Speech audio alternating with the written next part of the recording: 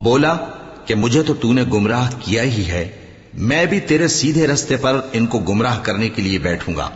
پھر ان کے آگے سے اور پیچھے سے اور دائیں سے اور بائیں سے غرض ہر طرف سے آؤں گا، اور تو ان میں اکثر کو شکر گزار نہیں پائے گا۔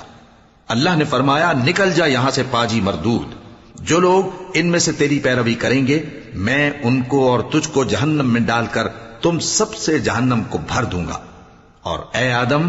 تم اور تمہاری بیوی بہشت میں رہو سہو، اور جہاں سے چاہو اور جو چاہو نوش جان کرو،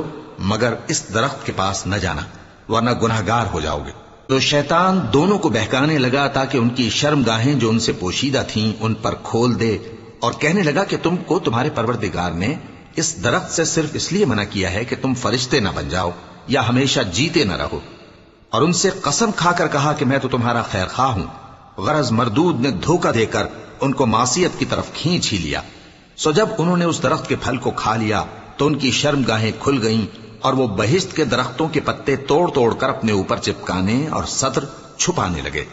اور ان کے پروردگار نے ان کو پکارا کہ کیا میں نے تم کو اس درخت کے پاس جانے سے منع نہیں کیا تھا، اور جتا نہیں دیا تھا کہ شیطان تمہارا کھلم کھلا دشمن ہے؟